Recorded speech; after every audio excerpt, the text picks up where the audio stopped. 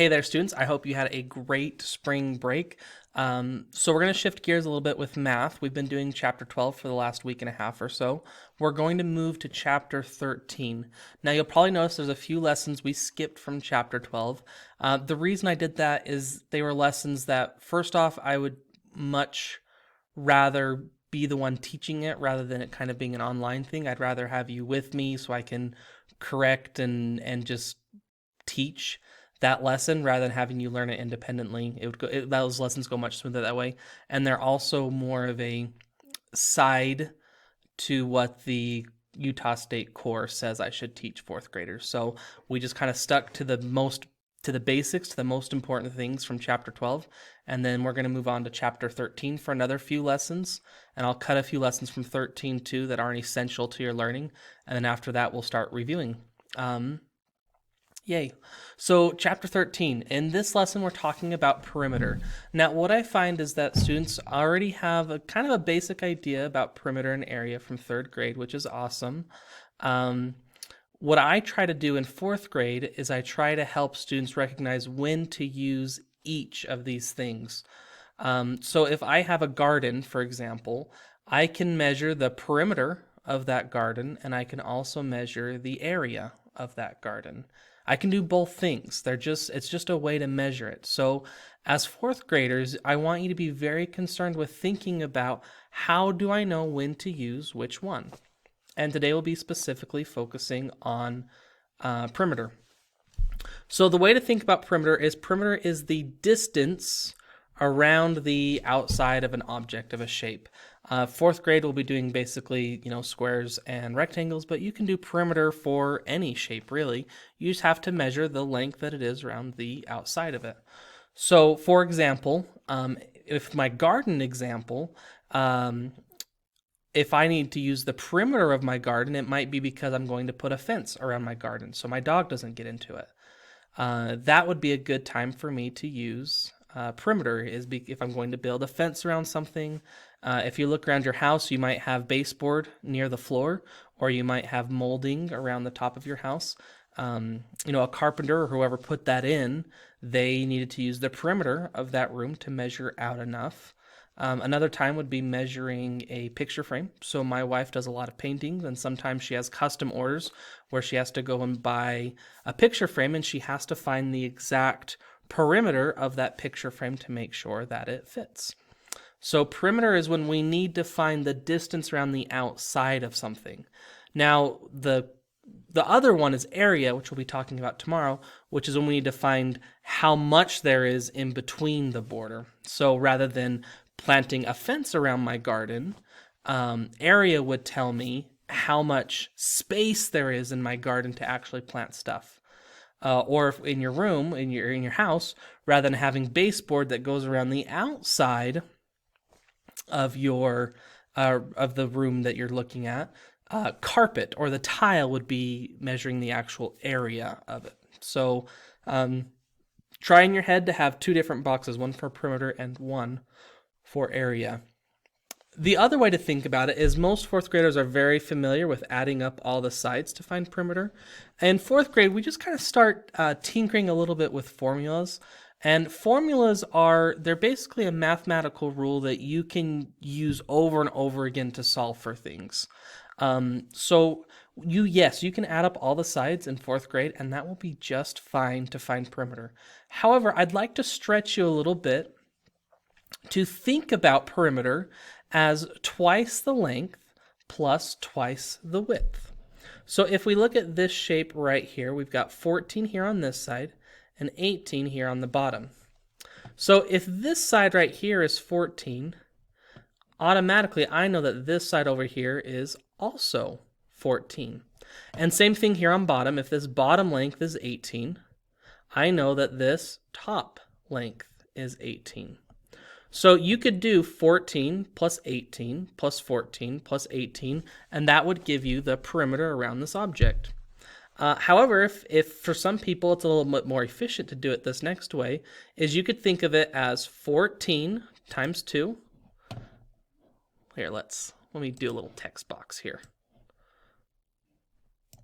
So option 1 is we could think about it as 14 plus 18 plus 14 plus 18. And that would get us, that would help us find the perimeter. And I find coming in from fourth grade or from third grade, most fourth graders feel comfortable with that. Another way we could think about doing it would be thinking about having it be 2 times 14 plus 2 times 18. Oop, that's a C, not an X. 2 times 18. Because if you notice in this other formula, we've got two groups of 14. We've got two 14, so 2 times 14, and we have two 18s, 2 times 18. Either way, when you add that up, let's see, 2 times 14 would be what, 28? And then 2 times 18 would be 36, so I can add the 28 and the 36. I get 4, regroup the 1, 1 plus 2 plus 3 is 6. So then the area to that is going to be 64. And that's how we solve for perimeter, is we add up all the sides, or we can double the length of one side and add that to double the length of the others. If it's a square, you can actually think of it as quadruple one of the lengths of the sides. It would be another way of thinking about it. So let's go and solve a couple more problems with perimeter. So here we've got 3 problems, and these are straight from your math book. So this one is 4 yards wide and then 16 yards long.